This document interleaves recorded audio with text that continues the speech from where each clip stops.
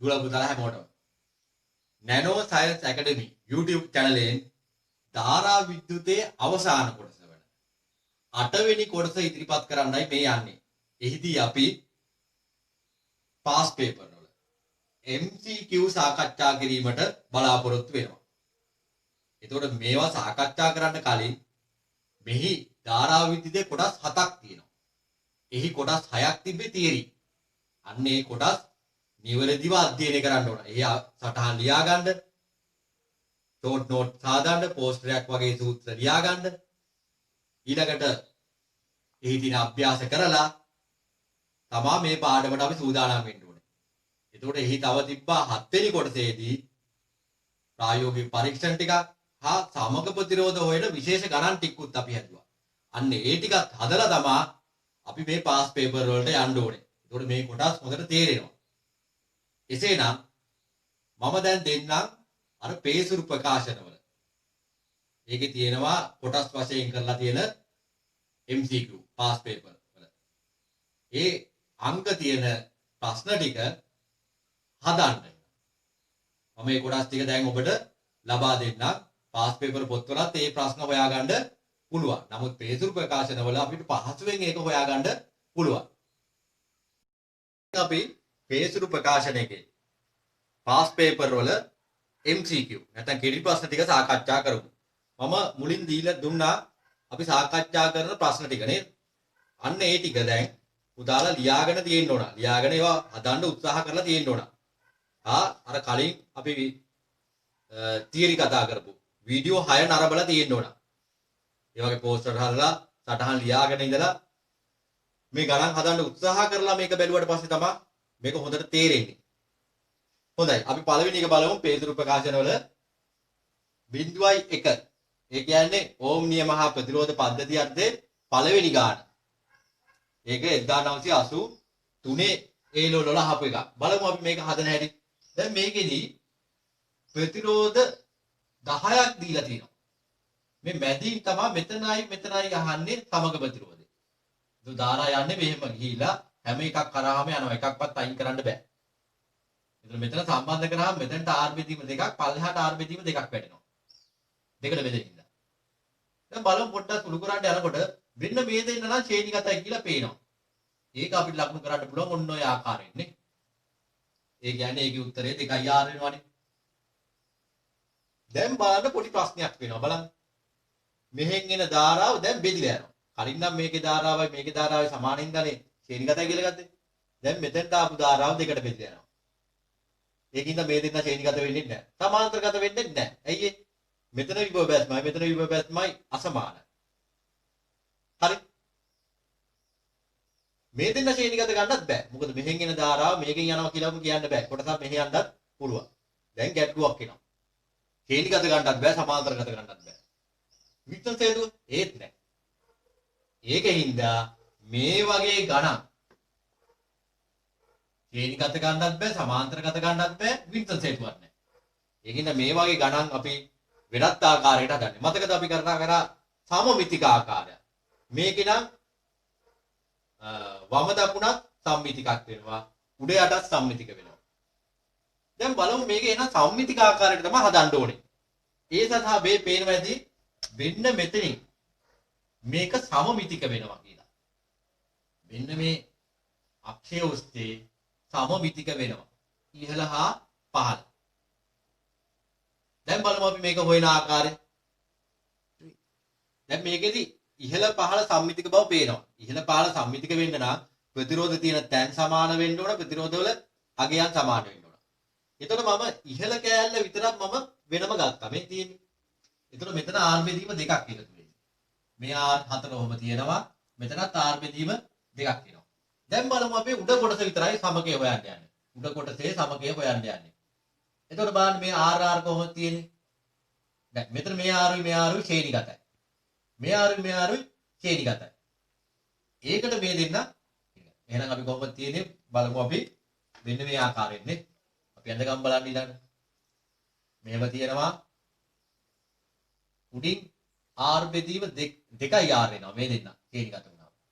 මේ දෙන්න ශ්‍රේණිගත වුණාම ඔය වගේ එනවා. ආයෙ දෙකයි R වෙනවා. ආයෙ මෙතන කොහොම තියෙනවා R බෙදීම දෙක. මෙතනත් R බෙදීම දෙක. එහෙම තිබ්බා මේ දෙක. මේ දෙන්නගේ ශ්‍රේණිගත එක තමයි මේ දැම්මේ. මේ දෙන්නගේ ශ්‍රේණිගත සමග තමයි. දැන් මේ දෙන්න කොහොමද තියෙන්නේ ඊළඟට? කොහොමද තියෙන්නේ? මේ දෙන්නගේ සමගය වෙන්නේ කීයද? සමාන්තරගතව දෙන්න තියෙන්නේ.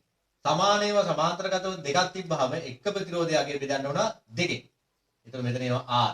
එහෙනම් මෙතන R බෙදීම 2යි. මෙතන R බෙදීම 2ක් එනවා. එතකොට ඔක්කොම සමග එනවා කීයක්ද? මෙතන 2යි R එනවා. දැන් මේ ආවේ උඩින් ආපු එක විතරනේ. අපි දන්නවා යට ගත්තත් ඔය වගේ එකක් එන්න ඕනනේ. මෙහෙම එන්න ඕන. ඒ කියන්නේ PQ අතර යටනොත් 2R එකක් එන්න බෑනේ. එහෙනම් මේ 2R 2R අවසානයේ තියෙන්නේ කොහමද? සමාන්තරගතව. එහෙනම් සමාන්තරගතව තිබ්බාම උත්තරේ මොකක්ද එන්නේ? එහෙනම් සමකය තමයි වෙන්නේ R උත්තරේ. බලමු ඒකේ 5 වෙනි ප්‍රශ්නය. 1984. මෙන්න මේ රූප තරණක් දීලා තියෙනවා. ඒකේ අහන්නේ අපිට සමග ප්‍රතිරෝධය අහනවා A හා O අතර. කේන්ද්‍රය හා මෙතන පරිධිය අතර. මේකේ විශේෂ දෙයක් දීලා තියෙනවා P කියලා එකක්. P කියලා කියන්නේ ඒකක දුරක ප්‍රතිරෝධය. ඒ කියන්නේ ප්‍රතිරෝධය දිගෙන් බෙදුවාම තමයි ඒකක දිගක ප්‍රතිරෝධය එන්නේ. ඒක තමයි P කියලා දීලා තියෙන්නේ. මේක හරස් ගුණ කරාම L වලින් මේ පැත්තට වැඩි කරාම මොකක් හරි ප්‍රතිරෝධයක් හොයන්න ඕනොත් ඒකක දුරක ප්‍රතිරෝධය අදාළ දිගෙන් වැඩි කරා නම් හරි. උදාහරණ ගත්තොත් එහෙම වෙන්න මෙතනින් පෙන්න ප්‍රතිරෝධය හොයන්න කිව්වොත් එහෙම P කියන එක වැඩි කරන්න ඕනේ අරේ. ඇයි අරේනේ? එතකොට මෙතනත් හොයන්න පුළුවන් P වැඩි කිරීම අරේ. අපි දන්නවා මේක පරිධියෙන් භාගයයි. පරිධිය කියන්නේ 2πr.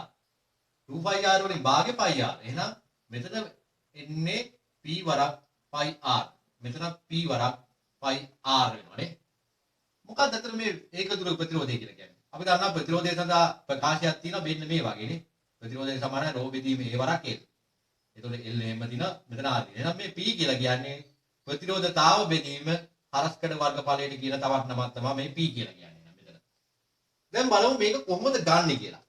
අහන්නේ A හා O අතර. දැන් එකක්වත් අපිට පේන්නේ නැහැ ඇත්තටම මෙතන ශ්‍රේණිගතද සමාන්තරගතද කියලා හිතා ගන්න බෑ. අපි පොඩ්ඩක් මේ ගාන සටහන වෙනස් කරමු හානියක් නොවන ආකාරයට. දැන් මම කරේ අර පේන්නේ නැති හින්දා මේක උඩට දැම්මා. බලන්න. එතකොට උඩින් අර්ධ වෘත්තය තියෙනවා අනිත් එකත් උඩින් තියෙනවා. දැන් පේනවා මේ දෙන්න කොහොමද තියෙන්නේ? සමාන්තරගත බව නේද? සමාන්තරගත ඒවා සමාන ඒවා දෙකක් තිබ්බහම එකකගේ බෙදෙන්නවා දෙකෙන් නේද? එතකොට ඒක ඔය ආකාරයට තියෙනවා. දැන් එයයි මේ මෙතන ප්‍රතිරෝධයයි කොහොමද තියෙන්නේ? ශ්‍රේණිගතයි. මෙහෙන් යන කරන්ට් එකම තමයි මෙතනින් එන්න ඕනේ. එහෙනම් මේ දෙන්න ශ්‍රේණිගතයි. ශ්‍රේණිගත නම් මේ දෙක එකතු කරන්න පුළුවන් කෙලින්මනේ. ඒකේ මම PR පිටරයටකට මේ වගේ එකක් එනවනේ. දැන් අවසානයේ බලන්න. මෙන්න මෙයයි මෙතන එන ප්‍රතිරෝධයයි මෙතන එන ප්‍රතිරෝධයයි කොහොමද තියෙන්නේ? සමාන්තරගතයි. සමාන්තරගත නම් සමකේ හොයන්නේ කොහොමද? ගුණිතය ඉර උඩ යට එකතුව. ගුණිතය කිව්වා මෙයා වැඩි කරන්න ඕන PR වලින්. එකතුව කිව්වම මෙයාට එකතු වෙන්න ඕන PR එක. දැන් මේකේ අපි සුළු කරනකොට එක PR එකක් අයින් කරන්න පුළුවන් නේ. අයින් කරන්න පුළුවන් මේ PRට මේක විතරක් අයින් කරලා හරියනවද නැහැ නේද? දැන් ලකුණේ මෙහා පැත්තේ මේ PR එකත් අයින් වෙන්න ඕන. ඊට පස්සේ අපි පොඩි සුළු කිරීමක් කරාට පස්සේ මේ පළවෙනි උත්තරේ එනවා. මෙන්න මේක උත්තරේ වෙන්නේ. ප්‍රශ්නේ. ඒකේ වේ PQ අතරට 150යි විභවයක් දෙනවා කියලා. කියනවා අපෙන් අහනවා R හා S අතර. මෙන්න මේ විභවය තමයි අහන්නේ. මෙන්න මේ විභවය තමයි අපෙන් අහන්නේ. බලමු මේක හොයන ආකාරය. මුලින්ම අපි හොයාගන්න වෙනවා මේ දෙන්නගේ සමගය. මේ දෙන්න කොහොමද ඉන්නේ? ශ්‍රේණිගතව. එහෙනම් ඒකේ උත්තරේ කීයද? 10ක් වෙනවා. මේ 10 එහෙම තියෙනවා. මේ 10ත් එහෙම තියෙනවා. මේ 10යි 10යි කොහොමද තියෙන්නේ? සමාන්තරගතව. එතකොට ඒකේ සමගය වෙන්නේ එකකගේ බෙදන්න ඕන දෙකෙන්. 5යි. දැන් මෙතෙන්ට ආවට පස්සේ බලන්න මේ දෙන්න ශ්‍රේණිගතව ඉන්නේ. මෙතන තිබ්බ 10යි මේ දෙන්නගේ සමගයෙන් ආව 5යි. දැන් 150 මේ දෙන්න ශ්‍රේණිගත හින්දා විභවය බෙදාගන්නේ කොහොමද? V1 V2 බෙදාගන්නේ ප්‍රතිරෝධ අනුපාතයටම. විභවය බෙදාගන්නේ ප්‍රතිරෝධ අනුපාතයටම. අන්න ඒකෙදි අපිට ගන්න පුළුවන් V2 හොයා ගන්න වුණොත් මුළු විභවය ප්‍රතිරෝධ අනුපාතයෙන් බෙදලා R2 වලින් වැඩි කරොත් V2 වෙනවා. දැන් මේ ගත්තේ මෙයා තමයි R2 කියලා ගත්තේ අපි. මෙයා ගත්තේ R1 කියලා. එහෙනම් ඒකට අනුව බලන්න R1 කියන්නේ කීයද? 2යි. R2 කියන්නේ කීයද? 1යි අනුපාතය. එහෙනම් මුළු විභවය 150යි. R2 කියන්නේ කීයද? එකකින් වැඩි කරන්න ඕන. එතකොට එනවා V2 කියන්නේ කීයද දෙන්නේ? 50ක් එනවා. මේ 50 ඉටින්නේ බලන්න මේ පහ අතරනේ. ඒ කියන්නේ මෙන්න මේ දෙක අතර තමයි 50යි වෝල්ට් හැදෙන්නේ. මෙයා හැදුනේ මේ දෙන්න සමාන්තරගත ඉඳන්නේ. එහෙනම් සමාන්තරගත වුණාම සමගය අතර විභවයම තමයි ඒක හැදුණු ප්‍රතිරෝධ අතරක් තියෙන්නේ. ඒ කියන්නේ 50යි වෝල්ට් තමයි තියෙන්න ඕනේ මේ දෙක අතර. බලමු දැන් 50 තියෙන්නේ මොකක් අතරද කියලා. මේ 10 හැදුනේ මේ පහ එකතු වෙලානේ. නැත්නම් මේ 10 තියෙන්නේ මේ 10. එහෙනම් මේ දෙක වල අතර තමයි මේ 50යි වෝල්ට් තියෙන්නේ. එහෙනම් 50 තියෙන්නේ මෙන්න මේ දෙක අතර. මේ දෙක අතර. දැන් කොහොමද බෙදාගන්නේ? බලන්න. මේ දෙන්න ශ්‍රේණිගතයිනේ. එතකොට මේ 50යි වෝල්ට් මේ දෙන්න බෙදාගන්නේ ශ්‍රේණිගතව ඉඳලා ප්‍රතිරෝධ අනුපාතයට. ඒ කියන්නේ 1ට 1 අනුපාතයට තමයි බෙදාගන්නේ. 1ට 1. එහෙනම් 50 1ට 1 අනුපාතයට බෙදාගත්තාම මේ විභවය වෙන්නේ කීයද?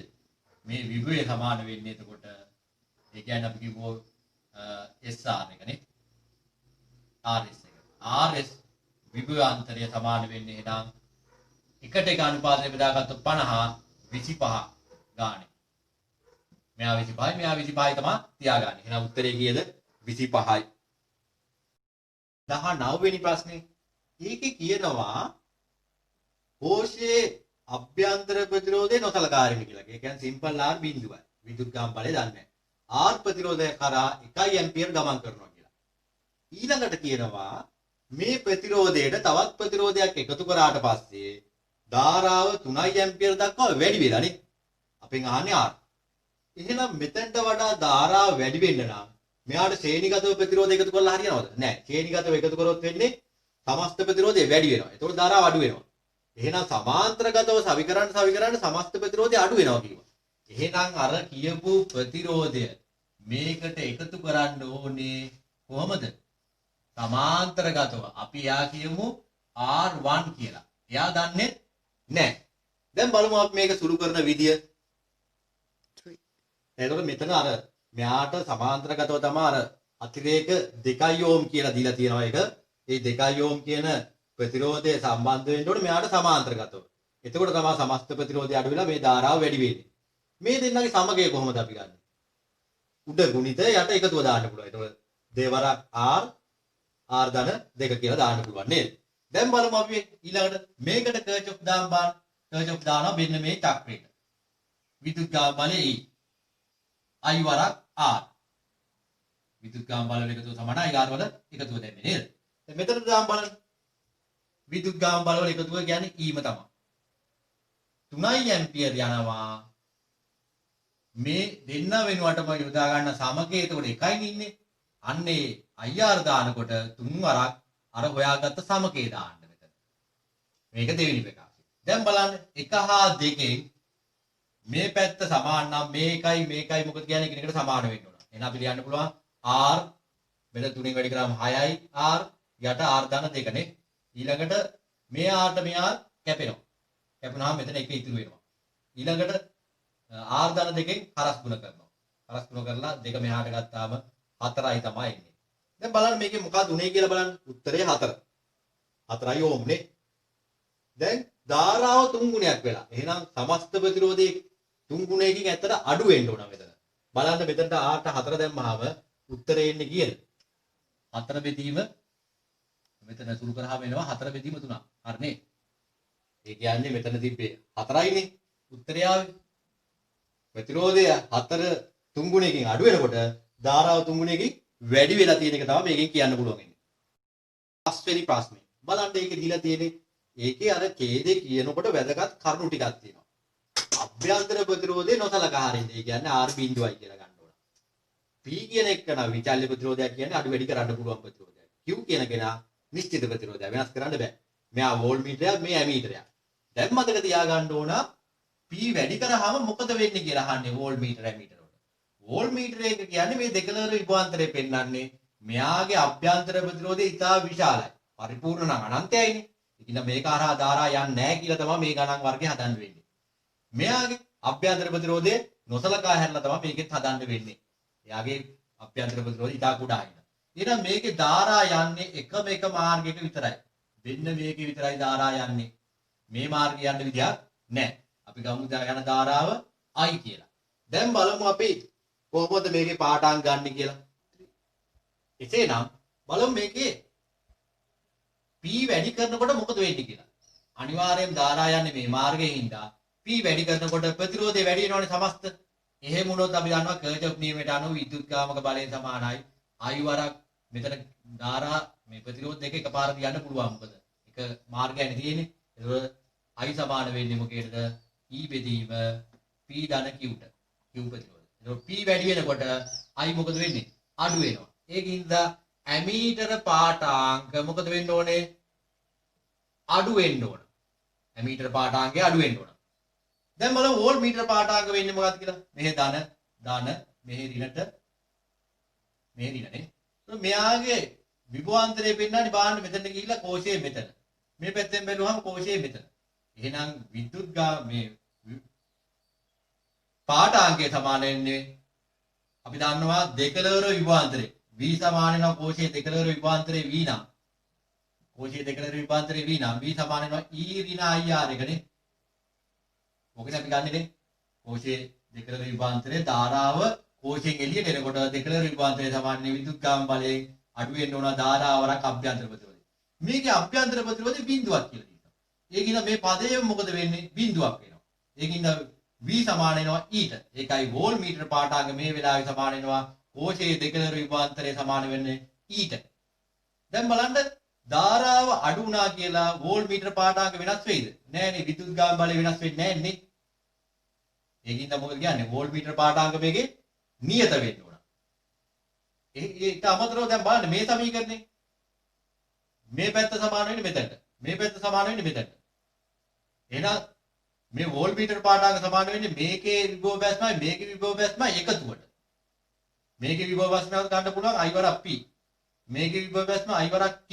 එහෙනම් මේ දෙකේ එකතුවට වෝල්ට් මීටර පාඨාංග සමාන වෙනවා. මේක අපිට හරියට කියන්න බෑ. ඇයි ඒ? ධාරාව අඩු වෙනකොට P වැඩි වෙනවනේ. ධාරාව අඩු වෙනකොට P වැඩි වෙනවනේ. ඒකින්ද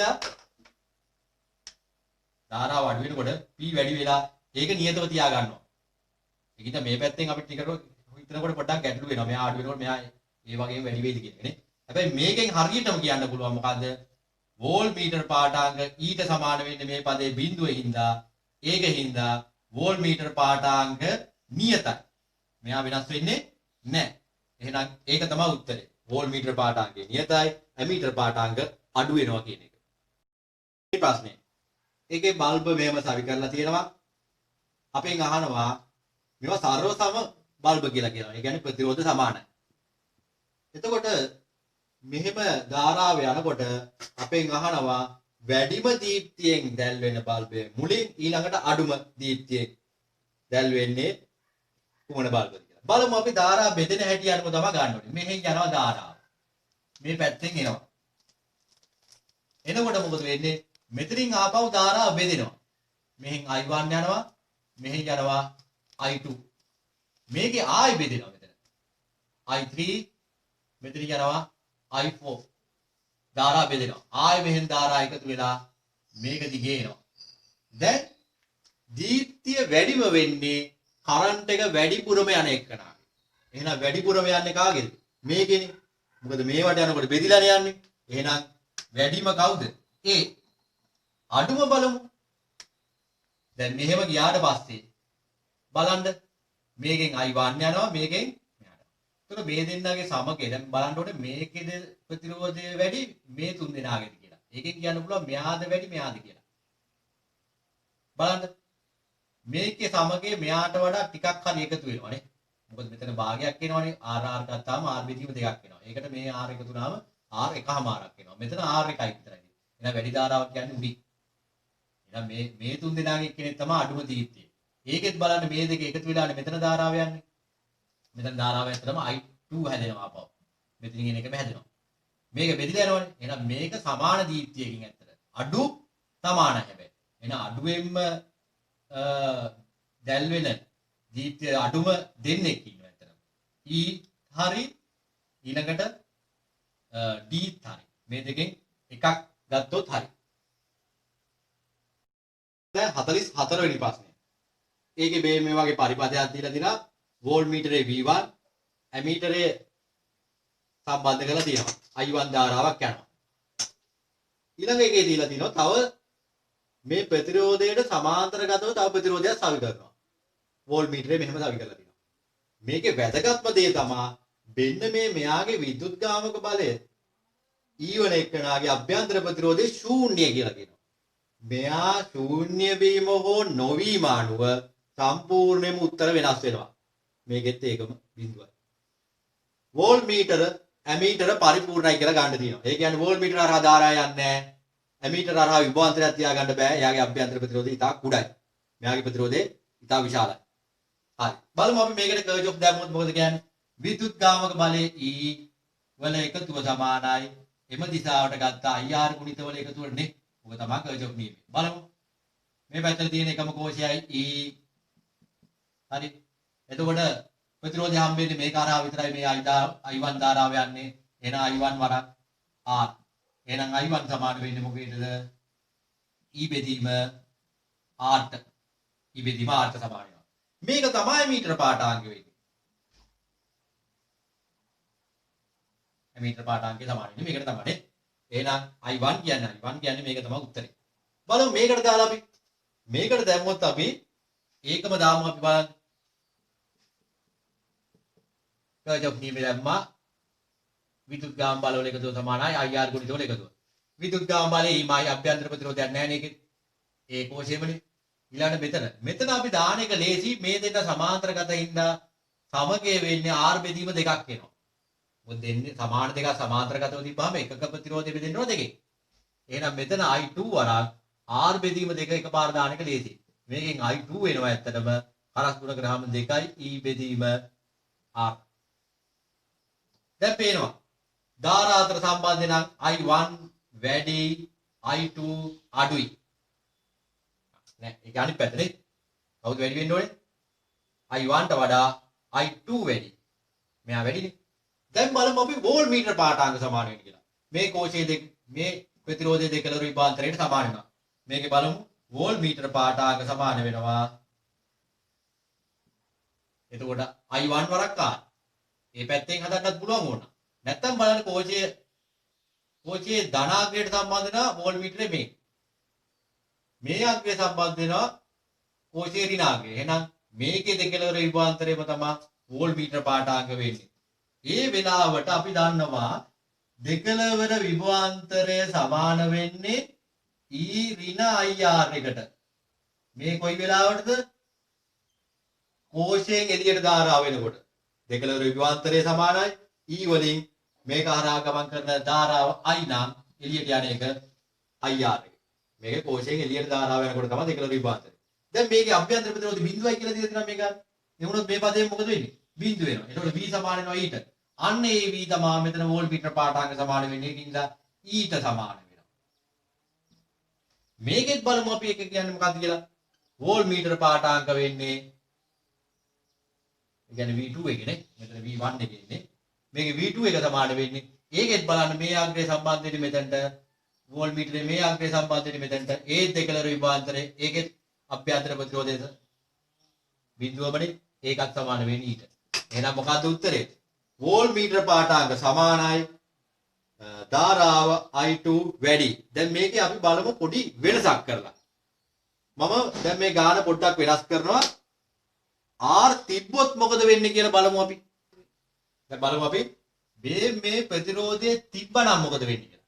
මම මේ ගාන පටන් ගන්නකොට කිව්වනේ මේ R තිබීම අනුව හා නැතිවීම අනුව මේ ගාන සම්පූර්ණයෙන් වෙනස් වෙනවා කියලා උත්තර. දැන් අපි ගමු මේ R තිබ්බනම් මොකද වෙන්නේ කියලා ගාන පොඩ්ඩක් වෙනස් කරා. ඇති විට. දැන් වෝල්ට්මීටර පාඨාංග. ඒත් මේ දෙකලර විභාන්තරය සමාන වෙනවා වෝල්ට්මීටර පාඨාංග. දෙකලර විභාන්තරය දැන් මොකද කියන්නේ කෝෂයෙන් එළියට එනකොට E ඍණ IR එකට R තියෙනවනේ. එතකොට E ඍණ I1 වරක් R. මෙතනින් යන්නේ I1 යන්නේ. I1 යන්නේ. V2 පාඨාංගය සමාන වෙන්නේ මෙතන කෝෂයේ දෙකලර විභාන්තරයට. මේ කෝෂයේ දෙකලර විභාන්තරය වෝල්ට්මීටර පාඨාංගයට සමාන වෙන හින්දා E වලින් I2R එක අඩු කරන්න ඕන. මොකද මෙතනින් එළියට යන්නේ කවුද? I2 නේ. අපි දන්නවා මේකේ I1 මේ තියෙන අසමානතාවය. මෙයා අඩුයි. මෙයා මොකද කියන්නේ? වැඩි. මෙයා අඩු නම් මේකෙන් අඩු වෙන පදේ අඩු වෙනවා. ඒ කියන්නේ මෙයා අපි ගමු 6ක් කියලා. මේකේ අඩු වෙන්නේ 2ක් විතර. 6න් 2ක් ගියාම කී දෙනා? 4යි වෝල්ට්මීටර පාඩම් කියලා කරේ. මෙයා වෙනසක් උන්නේ 6යි. මෙයා වැඩිනේ. ඒ කියන්නේ මෙයාට 3ක් විතර අඩු වෙනවා. මේ පදේ අඩු වෙන එක වැඩි. එතකොට මොකද වෙන්නේ? මෙතන පාඩාංගය 6න් 3ක් ගියාම 3යි වෝල්ට් වගේ පෙන්නන්නේ. දැන් පේනවා නේද? වෝල්ට්මීටර පාඩාංගත් මෙතන මොකද වෙන්නේ? අඩු වෙනවා. එහෙනම් උත්තරේ වෙන්නේ දැන් ධාරාව මෙතනට වඩා මෙයා වැඩි. වෝල්ට්මීටර පාඩාංග නම් මෙයාට වඩා මෙතන මොකද කියන්නේ? අඩුයි. 47 වෙනි ප්‍රශ්නේ. ඒක 2003 ඒ ලෙවල් එකේ අහලා තියෙන්නේ. දැන් බලමු මේකේ මොකද්ද මේ? මේ තියෙන V කියලා කියන්නේ විදුලිකාංග බලය. මෙහෙන් ඇම්පියර් 11ක් එනවා 8ක් මෙහාට හැරෙනවා. එහෙනම් ඉදිරි ටික නේද මේකට යන්න ඕනේ. අපි I1 කියලා ගමු. දැන් මේකේ ධාරා ලකුණු කරලා නැහැ. හැබැයි මේකේ නම් ධාරාවක් යනවා. ඒක මේකේ ධාරාවක් යනවා නම් මෙතන විභවාන්තරයක් හට ගන්නවනේ. අනිත් එක තමයි මෙතන විභවාන්තරය, මෙතනත් විභවාන්තරයක් හට ගන්නවා, මෙතනත් විභවාන්තරයක් තියෙනවා. ඕක කිනකට සමාන්තරගතයි. ඒකින්ද මෙතනත් විභවාන්තරයක් හට ගන්න නම් මේකෙන් ධාරාවක් යන්නම වෙනවා. එහෙනම් මෙතනින් යනවා කියලා අපි ගමු I2 ධාරාව. හරි. එහෙනම් මේ I සමාන වෙන්නේ මේ I1 ගෙන් I2 අඩු කරාට පස්සේ තමයි මේ I සමාන වෙන්නේ. එමත් අපිට සමීකරණයක් ගන්න පුළුවන්. I සමාන වෙන්නේ I1 ආවා. I1 ගෙන් අඩු වෙන්න ඕන කවුද? I2 එක අඩු වුණා. හරි. මෙහාට යන එක අඩු වුණා හරි. දැන් කොහෙන්ද අපි හදන්න පටන් ගන්නේ? දැන් මේකේ අභ්‍යන්තර ප්‍රතිරෝධයක් නැහැ කියලා කියනවනේ. මෙයාගේ අභ්‍යන්තර ප්‍රතිරෝධයක් නැහැ කියලා කියන්නේ. ඒකත් වැදගත් වෙනවා. R බිඳුවයි කියලා ගන්න තියෙනවා. දැන් කොහෙන් හරි අපි මේ විභවාන්තරයක් හොයා ගන්න වෙනවා. මෙහෙන් හොයන්න ගියොත් I දන්නේ නැහැ. මොකද ඕම් නියමනේ අපි දාන්න යන්නේ V සමානයි IR තමයි දාන්න යන්නේ. දාන්න ගියාම විභව හොයන්නම් I දැනගන්න ඉන්න ඕන R උත් දැනගෙන ඉන්න ඕන. I දන්නේ නැනේ මේ පැත්තෙන් බෑ. මේ පැත්තෙන් I දන්නේත් නැහැ R දන්නේත් නැහැ. මේ පැත්තෙන් බෑ. අන්න මෙතන ආවා බලන්න. I දන්නවා R උත් දන්නවා විභවාන්තරය හොයාගන්න පුළුවන්. එහෙනම් අපි දාන්න බලන්න ඕම් නියමේ. මෙතන වෝල්ටේජ් එක අපි හොයන්න යන්නේ. අපි එයා ගමු V1 කියලා. V1 හොයන්න බලන්න. V1 සමාන වෙන්නේ ධාරාව 8යි ප්‍රතිරෝධය 5යි එහෙනම් 40යි වෝල්ට්. මේක තමයි සමාන වෙන්නේ. දැන් මේ V1 සමාන වෙනවා මෙතනට. ඒ කියන්නේ කෝෂයේ දෙකලවර විභවාන්තරය වෙන්න ඕනේ කියලා. 40ම තමයි. මොකද අභ්‍යන්තර ප්‍රතිරෝධය ශූන්‍යයෙන් ඉඳලා අපි දන්නවා දෙකලවර විභවාන්තරය සමාන වෙන්නේ E ඍණ IR නේ ධාරාව එළියට යනකොට මේ මෙයා බිඳුවේ ඉඳලා අර ගණන් වල වගේම V සමාන වෙනවා කාටද? ඊට. මෙන්න මේ R බිඳුවනේ හින්දා තමයි ඒක වෙන්නේ. එහෙනම් මොකද කියන්නේ මෙයාත් කීයද උත්තරේ? 40යි වෝල්ට්ම වෙන්න ඕන. ඒ කියන්නේ මේ V1 V සමානයි. හරි. ඊළඟ මොනවද අපි අහන්නේ? මේ ධාරාව. දැන් අපි දන්නවා විභවාන්තරය. මෙතනට ඕම් නියමේ දැම්මනම් හරි. මෙතනට ඕම් නියමේ දැම්මනම් V සමානයි IR දැම්මනම් උත්තරේ එනවා මෙතන වෝල්ටේජ් එක. 40යි කියලා අපි දන්නවා. මොකද මේකට සමාන්තරගතයිනේ මෙයා. ඊළඟට I දන්නේ R කියන්නේ 20යි. ඒකෙන් එනවා මෙතන 20 මේ I සමාන වෙන්නේ 2 ඇම්පියර් 20 න් බෙදුවට පස්සේ නේ මෙයා 2 ඇම්පියර්. දැන් පුළුවන් අපිට මෙතනින් යන ධාරාව හොයන්න. මොකද මෙයා 2 කියලා අපි දන්නවා. මෙතනින් එන්නේ කීයද ඇත්තටම? 11ක් එනවා 8ක් මෙහාට හැරෙන්නේ. එහෙනම් මෙයා සමාන වෙන්නේ 11ක් මෙහාට ආව 8ක් කරුණා. 11න් අඩු වෙන්න ඕන කීයද? 8ක්. එතකොට කීයද? 3යි ඇම්පියර්. එහෙනම් මෙයාත් දන්නවා 3යි. මෙයා 3යි. එහෙනම් අපි හොයාගන්න ඕනේ කවුද? I2. එහෙනම් කියන්න බලන්න දැන් මේක සුළු කරත් වෙනවා. I2 මෙහාට අරගෙන දෙක මේ පැත්තට එනවා. 3 ඍණ දෙක කීය දෙන්නේ? 1 ඇම්පියර් එනවා. එහෙනම් I2 කියන්නේ 1 ඇම්පියර්. හරිනේ. දෙකක් ආවා. නෙමෙයි 3ක් ආවා. මේ පැත්තට 2 ඇම්පියර් හැරුණා නම් ඉතිරි එකට මේක හරහා යන්න ඕනේ. දැන් මේකට ඕම් නියමේ දැම්මොත් කොහොමද ඉන්නේ බලන්න. V සමානයි IR දාමු. එතකොට V කියන්නේ 40මයි. මෙතන හොයාගත්ත එකමයි. I කියන්නේ 1 ඇම්පියර්. R දන්නේ R කියන්නේ කීයද? 40යි ඕම් වෙනවා. දැන් ඒ සියලුම දත්ත ටික අපි හොයාගත්තා.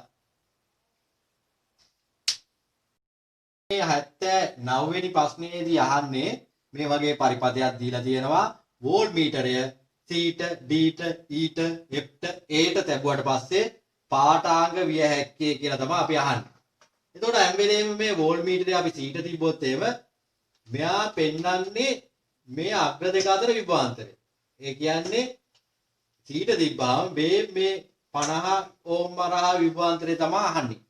ඒක හොයා ගන්නම් අපි මේ හරහා යන ධාරාව හොයා ගන්න වෙනවනේ. අපි බලමු මේක විසඳන ආකාරය එහෙනම්.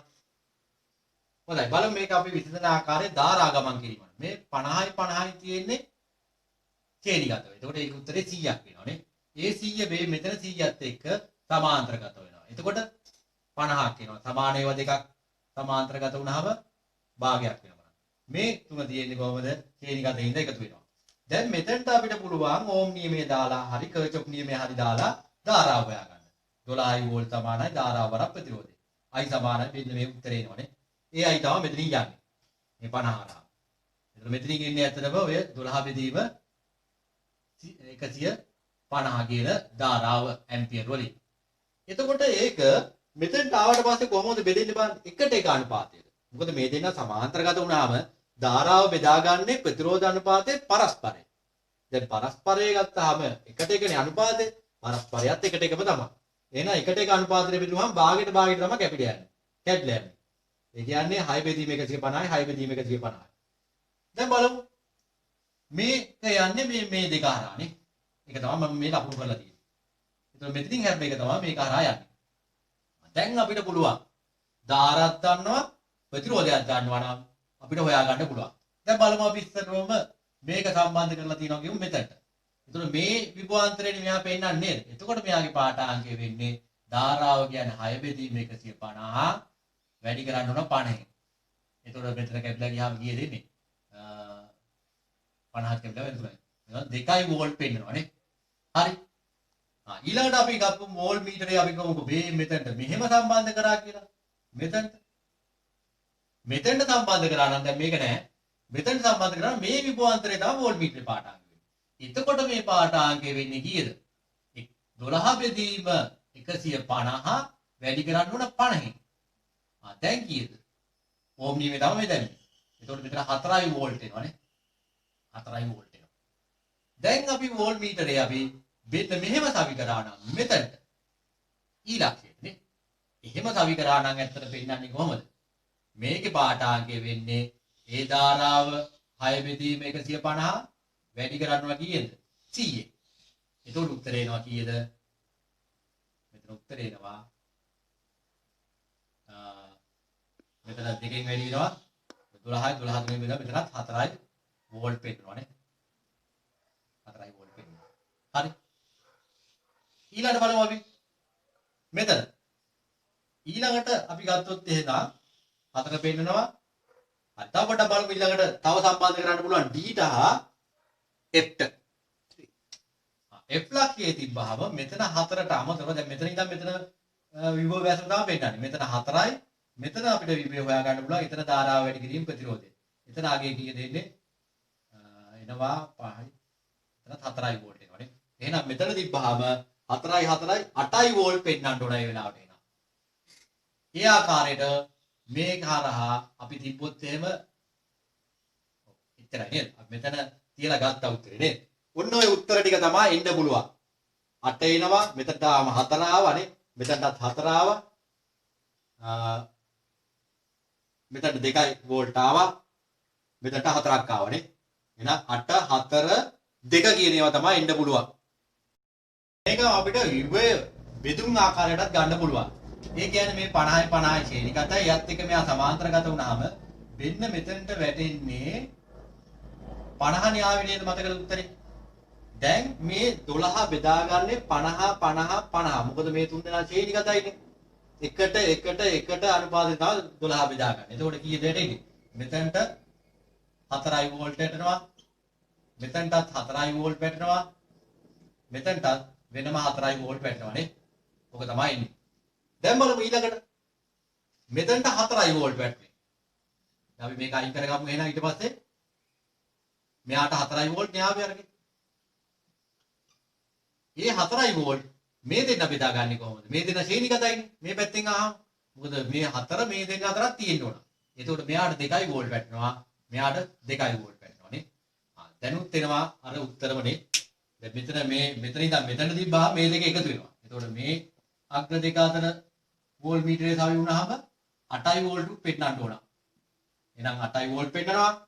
2යි වෝල්ට් පෙන්නනවා 4යි වෝල්ට් පෙන්නනවා ඔය තමයි උත්තර වෙන්නේ දෙවෙනි ප්‍රධාන කොටසේ ඒ කියන්නේ ක්ෂමතාවයේ අනුපාඩමේ 28 වෙනි ගාන මෙන්න මේ වගේ පරිපථයක් දීලා තියෙනවා ඒකේ කියනවා උපරිම ක්ෂමතාවයේ මෙයාගේ 20යි වෝල්ට් කියලා එක් ප්‍රතිරෝධයේ උපරිමයේ තියෙන 20යි වෝල්ට් ඒ කියන්නේ තප්පරයේ ජූල් උපරිම 20යි ඊට වඩා වැඩි වෝල්ට් ගාණක් වුණොත් මෙයා පිච්චෙනවා කරන්ට් එක වැඩි වෙලා බලමු වැඩිම කරන්ට් එකක් යන්නේ කාගෙන්ද කියලා බලමු එයාගේ තව උපරිම ක්ෂමතාවය මෙහෙන් I එනවා මෙහෙන් I1 I2 වලට බෙදෙනවානේ එහෙනම් වැඩිම ධාරාවක් එන්නේ කාගේද මෙයාගේ එහෙනම් මෙයාගේ තමයි 20ක් වෙන්න ඕනේ මෙයා 20 වෙනකොට මෙයා 20ට වඩා අඩු වෙනවා නැත්නම් මේවා 20යි කියලා ගත්තොත් මේක 20 පඩිනවා එතකොට මෙයා පිච්චෙනවා එහෙම ගන්න බෑ වෙන එහෙනම් මෙතනට දාමු අපි ක්ෂමතාවයේ සමීකරණේ P සමාන I වර්ග R කියලා දාන්න පුළුවන් නේ I P කියන්නේ 20යි I දන්නේ I වර්ගේ R කියන්නේ 5යි මේකෙන් එනවා I වර්ග සමානයි 4යි I සමානයි කියන 2යි දැන් බලමු ඊළඟට මේකේ ප්‍රතිරෝධ අනුපාතයට තමයි ධාරා බෙදෙන්නේ අනුපාතයට පරස්පරට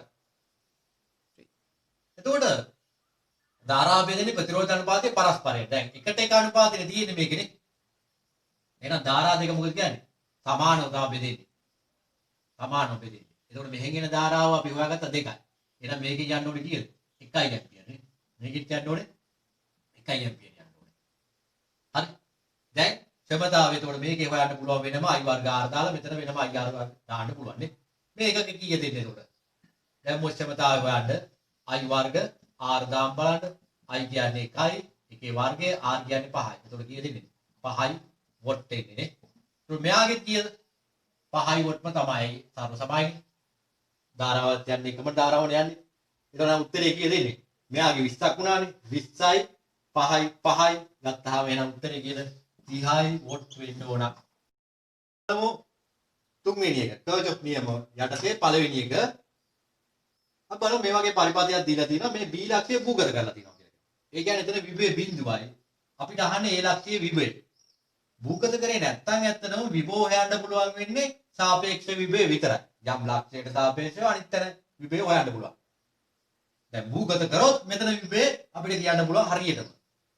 මේ භූගත කරලා තියෙනකොට දැන් මේ කෝච මෙහෙම තියෙනවා නම් කරන්ට් එක භූගත වෙන්න විදියක් නැහැ. හැබැයි භූගත වෙන්න පුළුවන් ආකාරයකුත් තියෙනවා ඇත්තටම. ඒක තමයි පරිපථය අපි මෙහෙන් සම්බන්ධ කරලා කියන තව භූගත කිරීම.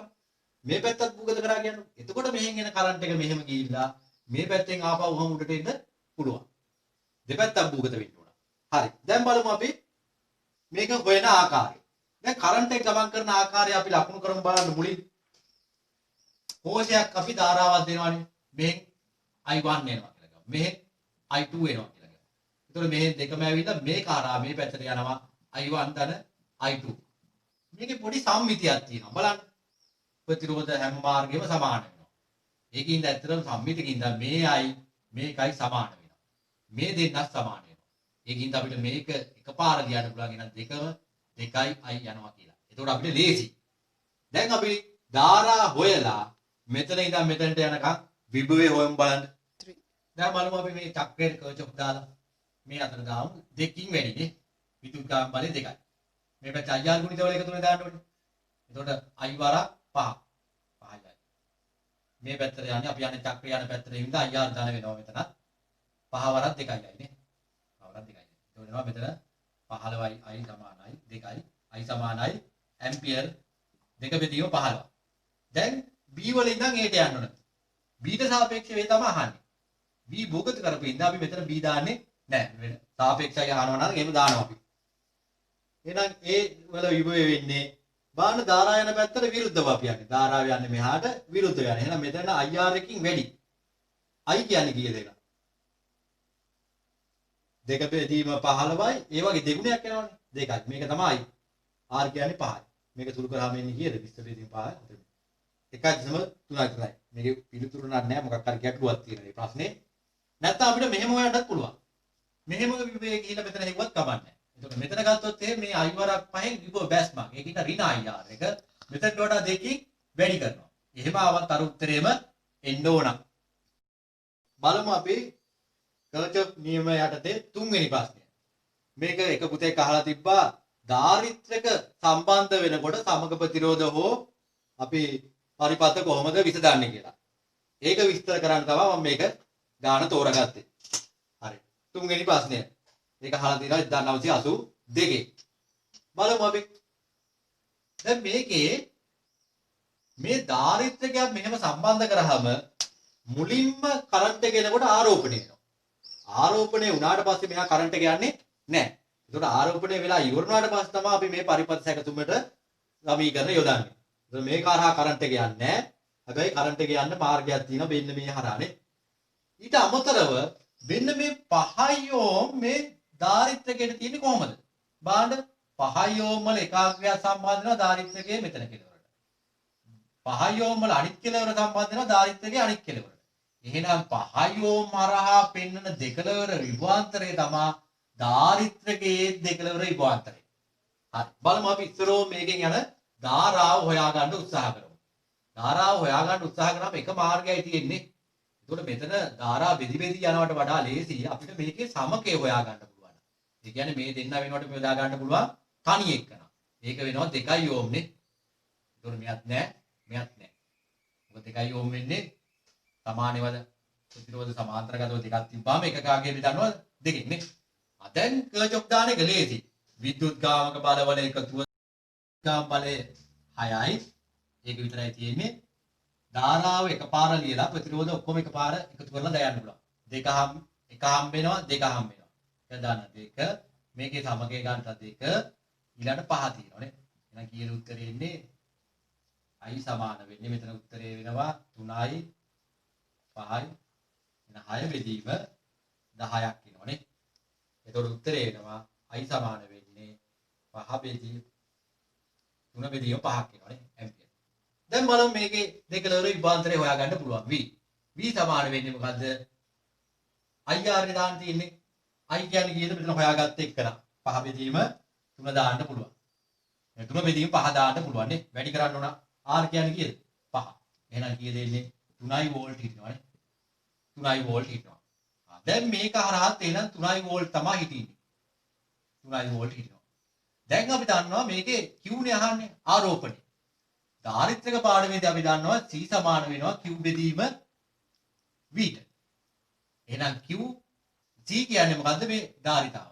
ඒක 3 දාන්න බෑ 10 ඍණ 6න් වැඩි කරන්න ඕන. මොකද මයික්‍රෝ ෆැරඩ් නේ දීලා තියෙන්නේ. අපි ෆැරඩ් වලට හරව ගන්න ඕන. හරි. හැබැයි මෙතන මෙහෙම එකක් තියෙනවා. අපි මයික්‍රෝ ෆැරඩ් දෙමුනොත් එහෙම මෙයත් මයික්‍රෝ ෆැරඩ් වලින් මයික්‍රෝ කූලෝම් වලින් එනවා. දැන් මේකේ දීලා තියෙන්නේ කූලෝම් වලින්. එහෙනම් අපි මොකද කරන්න ඕනේ? මෙයා SI එකටම යන්න ඕන. එතකොට Q දන්නේ V වෙනකොට අපිට දාන්න පුළුවන් මොකද්ද? 3. එහෙනම් උත්තරේ වෙන්නේ Q හරස් දුර කරාම 9 වැඩි කිරීම 10 ඍණ 6යි මොනවද ඒකක වෙන්නේ? කූලෝම්. හරි. හතරවෙනි ප්‍රශ්නේ බලන්න. ඒකේ මේ වගේ පරිපථයක් දීලා තියෙනවා. මෙන්න මේ ඒකෝෂයේ දෙකලර විභාන්තරේ බිඳුවයි කියලා තියෙනවා. මෙන්න මෙයා බිඳුව වීමට තමයි අවශ්‍යතාවය අපෙන් අහන්නේ. එතකොට බලමු එයා බිඳුව වෙන්න නම් අපි කොහොම හරි ධාරා හොයා ගන්න ඕනනේ. එතකොට කර්චොප් දාලත් පුළුවන්.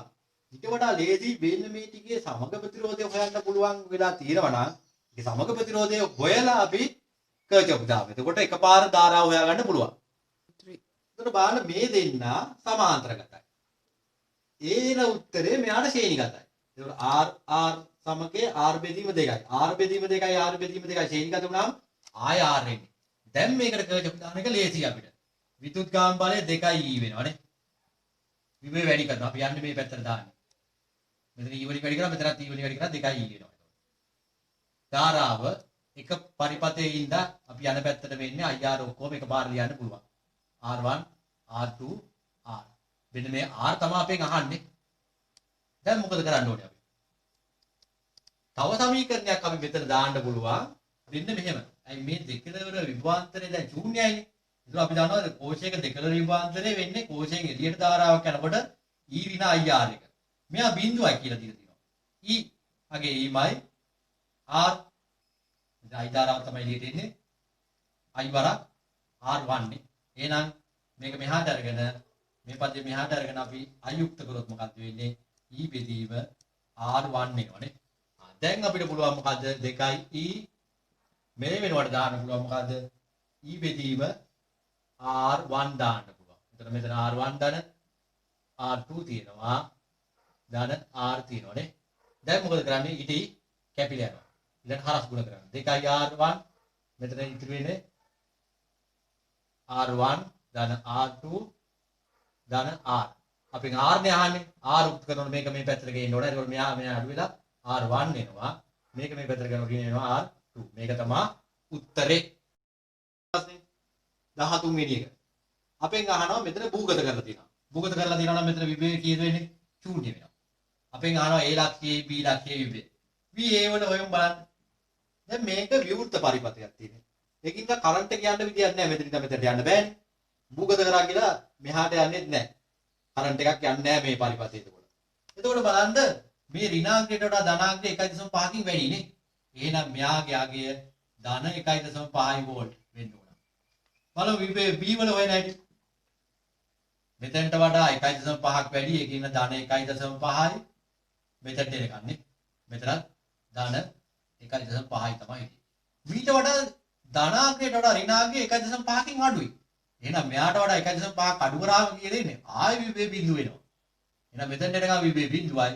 බිඳුවට වඩා මෙතන ධනාංගයට වඩා ඍණාංගය 1.5ක් අඩු වෙන හින්දා මෙතන ඍණ 1.5ක් වෙනවා. මොකද බිඳුවෙන් අඩු වෙන්න ඕන 1.5. එහෙනම් මෙතන උත්තරේ ඍණ 1.5යි උත්තරේ. 17 වෙනි ප්‍රශ්නය ඊටාම වැදගත් ප්‍රශ්නයක්. මේක වගන්ති ප්‍රශ්නයක්. බලමු මේක හොඳින් තේරුම් ගන්න. ඒකේ කියනවා මේ පරිපථයක් දීලා තියෙනවා වෝල්ට් මීටර දෙකක්. ඒතකොට මේවා පරිපූර්ණයි කියලා ගන්න ඕන. එහෙනම් පරිපූර්ණයි කියලා ගත්තොත් එහෙම කරන්ට් එක යන්නේ කොහෙන්ද? මේ මෙහෙන් එන ධාරාව මෙතන හරහා ගිහිල්ලා ඔන්න ඔය ආකාරයට ගිහිල්ලා මෙහෙම එන එක තමයි වෙන්නේ. එතකොට මේවා හරහා යන්නේ නැහැ. අපි මෙයාලගේ විද්‍යුත් ගාම බලය දෙන්නගේම එකතුව අපි ගමු V කියලා. හරි? දෙන්නගේ V කියලා ගමු. ඒකේ අභ්‍යන්තර ප්‍රතිරෝධය R කියලා ගමු. හරි? දෙන්නගෙම සමග අභ්‍යන්තර ප්‍රතිරෝධයයි සමග විද්‍යුත් ගාම බලය කියලා ගමුකෝ අපි. දැන් බලමු අපි. පළවෙනි එක. ඊට කලින් කියනවා මේකේ P ගේ වෙනසක් කරනවා කියලා. ඒ කියන්නේ අඩු වැඩි කරන්න පුළුවන් විචල්්‍ය ප්‍රතිරෝධයන් මේ තියලා තියෙන්නේ. Q කියන්නේ වෙනස් කරන්න බැරි එකේ. P වෙනසින්දා වෙනසක් කරාම මේ V1 කියලා කියන්නේ Q ගේ දෙකලවර විභවාන්තරයේ මනින එක තමයි මෙයා කරන්නේ. එයාගේ පාඨාංගය දෙගුණ වෙනවා කියලා කියනවා. V2 පාඨාංගය වෙන්නේ මේ දෙන්නගෙම විභවාන්තර වල දෙකේ එකතුව. ඕ බාණ්ඩ වෝල්ට් මීටරේ සම්බන්ධ වෙන එකාග්‍රයක් ධනට අනිත් අග්‍රය ඍණට. එහෙනම් මේ වෝල්ට් මීටර පාඨාංග සමාන වෙනවා කෝෂයේ දෙකලවර විභවාන්තරයට. ඒක අඩු වෙනවා කියලා දීලා තිනවා ගානේ. පොඩ්ඩක්. මේකේ වෙනස කිරීම නිසා. බලමු පළවෙනි එක අහනවා. Q හරහා ගන්න ධාරාව දෙගුණ වෙනවා. හරි. වෝල්ටේජ් එක දෙගුණ වුණා කියලා කියනවා විභවාන්තරේ මනින එක නේද? එහෙම වෙන්න නම් බලමු වෝල්ට් මීටර පාඨාංග සමාන වෙන්නේ V1 පාඨාංග සමාන වෙන්නේ මේක හරහා ගමන් කරන ධාරාව වරක් Q ප්‍රතිරෝධයෙන්. දැන් මෙයා දෙගුණ වෙන්න නම් ධාරාව දෙගුණ වෙන්න ඕන නේද? එයි මෙතන දෙගුණ වුණොත් තමයි මෙයා දෙගුණ වෙන්නේ. එහෙනම් පළවෙනි ප්‍රකාශය හරි. දෙවෙනි එක බලමු අපි. P ඇති කළ වෙනස නිසා එහි ප්‍රතිරෝධය වැඩි වී ඇත. ඇත්තටම මේ ධාරාව දෙගුණ කරන්න නම් P මොකද කරන්න ඕනේ? අඩු කරන්න ඕන. එහෙනම් ඔය කියන්නේ P වැඩි කරනවා කියන එක වැරදි ප්‍රකාශය. තුන්වෙනි එක බලමු. එහෙනම් මේක තමයි උත්තරේ වෙන්නේ. බලමු අනිත් ඒවාත් හරිද කියලා අපි. මොකද අසත්‍යකනේ අහන්නේ. වැරදි එක අහන්නේ. බැටරිය අභ්‍යන්තර ප්‍රතිරෝධයක් ඇත. ඒක කොහොමද අපි ගන්නෙ? මෙයාගේ R එකක් තියෙනවා කියලා කියනවා. අපි දන්නවා කෝෂයේ දෙකලවර විභවාන්තරේ V2 පෙන්නන්නේ. එහෙනම් V2 සමාන වෙන්නේ කෝෂයෙන් එළියට ධාරාවක් එනවා. කෝෂයෙන් එළියට ධාරාවක් එනවා නම් දෙකලවර විභවාන්තරේ සමාන වෙන්නේ E ඍණ I වරක් R. මේ කෝෂයේ දෙකලවර විභවාන්තරේ තමයි වෝල්ට් මීටර පාඨාංග වෙන්නේ. එතකොට ඒක සමාන වෙනවා කෝෂයෙන් එළියට එනකොට E ඍණ I වරක් R එක දෙකලවර විභවාන්තරය.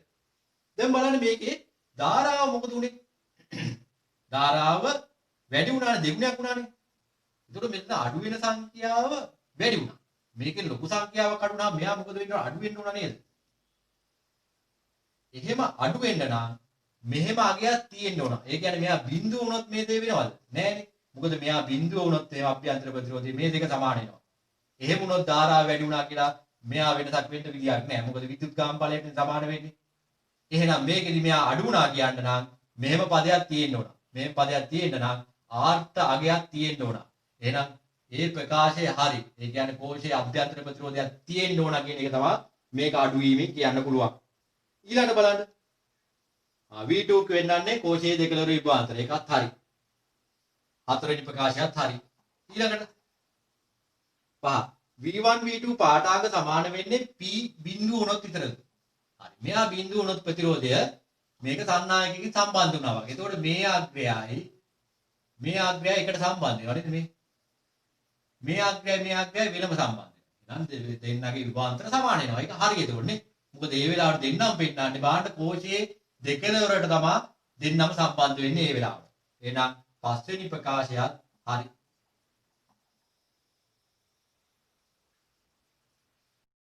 ප්‍රශ්නේ බලමු. ඒකේ අහන්නේ වෝල්ට්මීටර පාඨාංග. අපි දන්නවා වෝල්ට්මීටර පාඨාංග වෙන්නේ ඒ දෙකලවර විභවාන්තරේ. එතකොට බලන්න ඕන මතකද අපි ක්‍රම 7කට වෝල්ට්මීටර පාඨාංග ගත්තා අපි තියරි කොටස් උගන්වන්නේ. එතකොට මෙයා සම්බන්ධ වෙනවා මෙතන. එහෙනම් මේ දෙකලවර විභවාන්තරයත් වෝල්ට්මීටර පාඨාංග. මේ දෙකලවර විභවාන්තරයත් වෝල්ට්මීටර පාඨාංග. කෝෂයේ දෙකලවර විභවාන්තරයත් වෝල්ට්මීටර පාඨාංග. දැන් මේ පැත්තෙන් හොයන්න බෑ. ධාරා දන්නේ නැහැනේ බෙදලා යනවනේ මෙහෙම. ඒක ඉතින් මෙතනින් තමයි හොයන්න පුළුවන්. එතකොට මේ කෝෂ දෙකක් වගේ තිබ්බට මේ තනි කෝෂයක් කියලා ගන්නත් ඕනේ විද්‍යුත් කාම බලය 6යි. මේ දෙකේම සමග ප්‍රතිරෝධය තමයි දෙක දීලා තියෙන්නේ. එතකොට මේ මෙතන ඉඳන් මෙතනටම විභවාන්තරය තමයි වෝල්ට්මීටර පාඨාංග සමාන වෙන්නේ. එහෙනම් වෝල්ට්මීටර පාඨාංග සමාන වෙන්නේ කෝෂයේ දෙකලවර විභවාන්තරයට. කෝෂයේ දෙකලවර විභවාන්තරයේ ධාරාව එළියට එනකොට සමාන වෙන්නේ මොකේද? E ඍණ IR ට නේද? E කියන්නේ කීයද මේකේ? 6යි. ඍණ ප්‍රතිරෝධය ධාරාවරක් ප්‍රතිරෝධය. ධාරාව 2යි ප්‍රතිරෝධය 0.2යි. එහෙනම් කීයද එන්නේ උත්තරේ? මේකේ උත්තරේ එනවා 6යි ඍණ 2 වැඩි ගාම 0.4යි. එතකොට 6න් අඩු කරාම 5.6යි වෝල්ට් අගයක් තමයි එන්නේ. ඊළඟට අපි බලමු 43 වෙනි ප්‍රශ්නේ. ඒකේ අහන්නේ මේ වගේ පරිපථය දීලා තියෙනවා බීට සාපේක්ෂව A වල විභේ. මතකද මේවා අපි හැදුම සෑහෙන්න. එතකොට මොකක්ද අපි ගන්න ඕනේ? බීට සාපේක්ෂව කියලා කියන්නේ මෙහෙම නේද අපි? B වල ඉඳන් තමයි Aට විභව හොය එන්න ඕනේ. මතකද අපි අර ඇලේ කතාව? ඇල දිගේ පල්ලෙහාට යනකොට අපි පල්ලමකට යන්නේ විභවය අඩු වෙනවා. IR එක ඍණ. ඇල දිගේ උඩට යනකොට ඒ කියන්නේ කරන්ට් එක ගමන් කරන දිශාවට විරුද්ධව යනකොට අපි විභවය වැඩි වෙන නිසා IR එක ධන. එහෙනම් බලමු ධාරාව වෙන්නේ මෙහාට. එහෙනම් පේනවා අපි යන්නේ කරන්ට් එක යන පැත්තට විරුද්ධව. කරන්ට් එක මෙහාට ධාරාව මෙහාට. එහෙනම් බලමු අපි ගන්න හැටි මේකේ. ඉස්සරවම මේ කෝෂය හම්බෙන්නේ ඍණට ධන. ඍණාගයට ධනාගය මේ 6යි වෝල්ට් වලින් මොකද කියන්නේ වැඩි කරනවා. 6 එහෙනම් ධන එකතු කරන්න ඕනා. මේකේ අභ්‍යන්තර ප්‍රතිරෝධය සඳහන් කරලා නැහැ නේ. ඊළඟට බලන්න දැන් මේක හම් වෙන අපි. එකයි යෝ. ධාරාව යන්නේ මෙහාට. ධාරාවට විරුද්ධව යන්නේ. එහෙනම් IR එක ධන. I 2යි R 1යි. දැන් මේක හම් වෙනවා. ඉස්සරෝම ධනාග්‍රය හම් වෙලා ඊළඟ ඍණාග්‍රය. එතකොට 20කින් අඩු කරන එක වෙන්නේ. මොකද ඍණාග්‍රය බැස්මත්නේ ඉතින්නේ මේ පැත්තට. එහෙනම් 20යි. તો මේකේ අර විභවය නැග්ම බැස්ම ගන්නකොට ධාරා ගමන් කරන දිශාව වැඩක් වෙන්නේ නැහැ කෝෂයක. ඉස්සරෝම ධන දාම් වෙන්නේ ඊළඟට ඍණ නාම විභවය අඩු කරනවා. ඉස්සරෝම ඍණාම් වෙලා ඊළඟට ධන නාම විභවය වැඩි කරනවා. එහෙනම් මෙතන විභවය බැස්ම. ඊළඟට බලමු තුනයි ගොම්මාන. ධාරා යන පැත්තට විරුද්ධව ඉඳලා එතන ධන ධාරාව 2යි ප්‍රතිරෝධය 3යි. මේක දුරු කරාම 6යි ධන 2 ඍණ 20 ධන මෙතන 6ක් වෙනවා.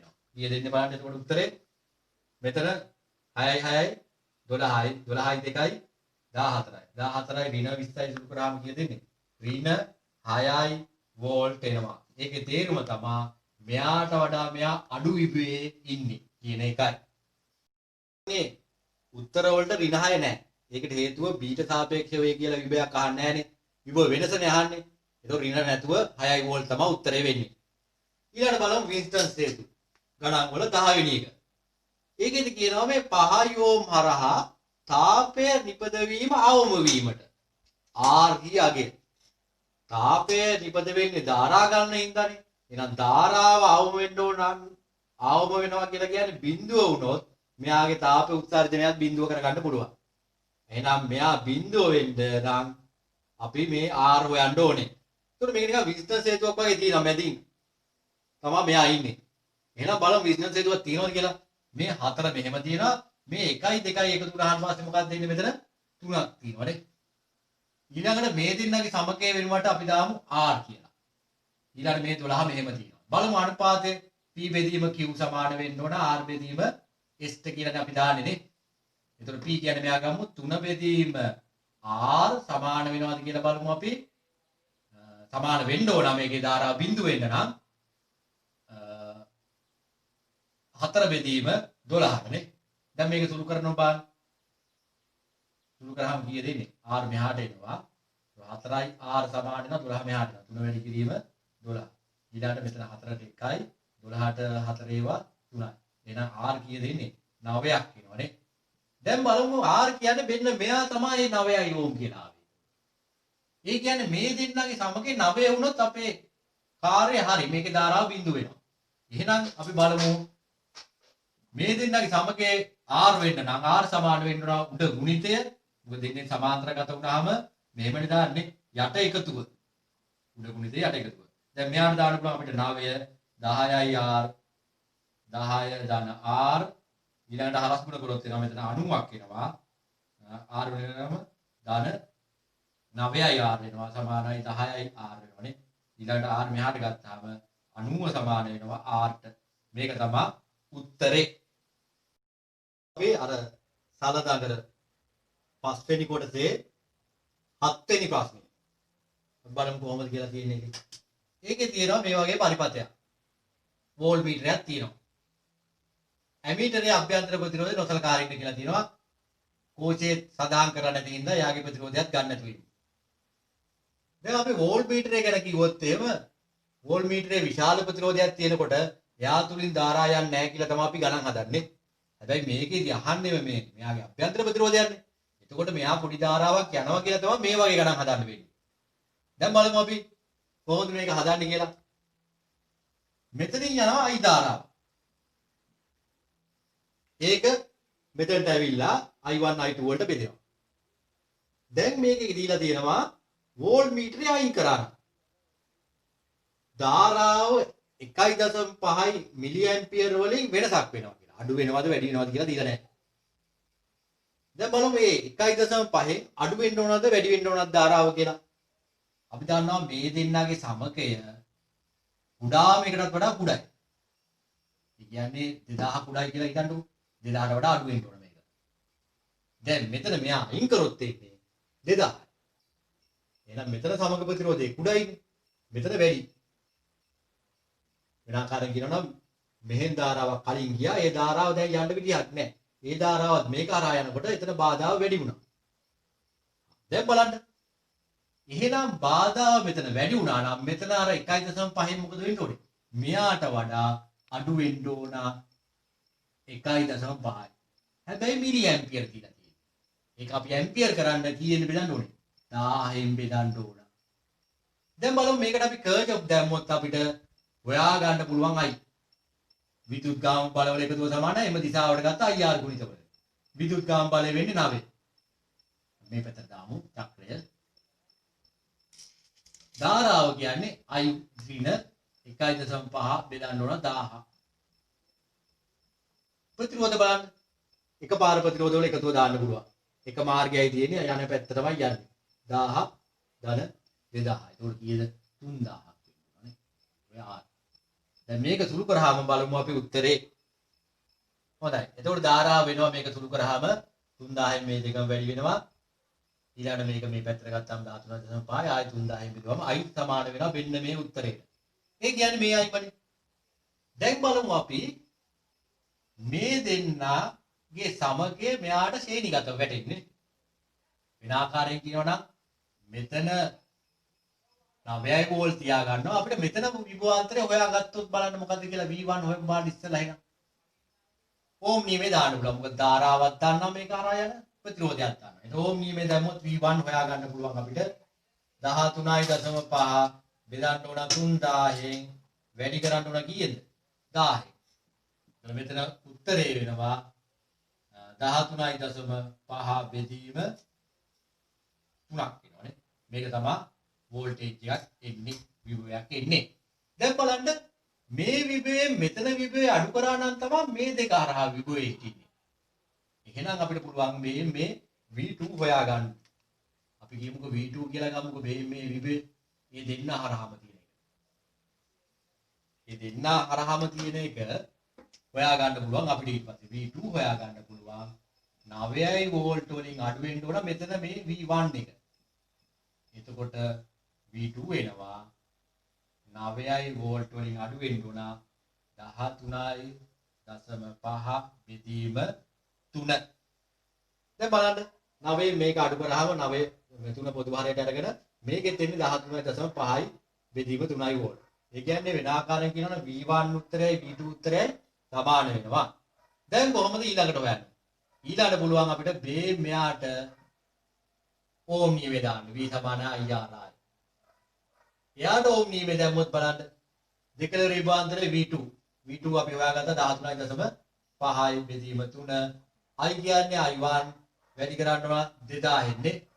මේකෙන් පුළුවන් I1 හොයාගන්න.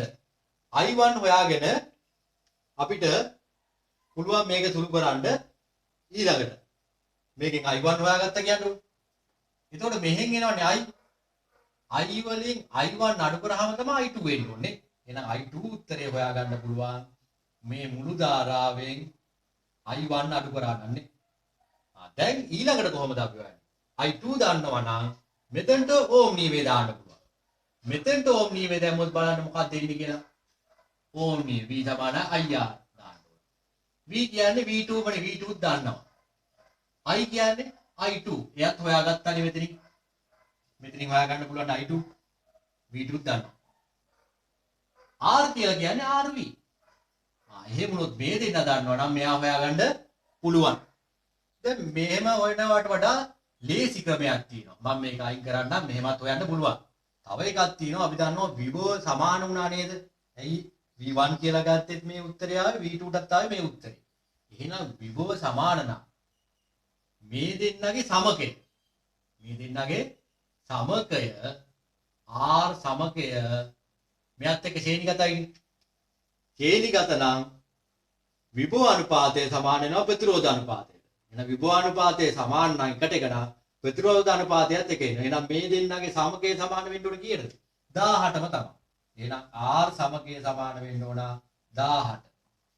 එහෙනම් සමකය 1000 වෙන්න නම් එකක් 2000 නම් මෙයක් කීයද වෙන්න ඕනේ?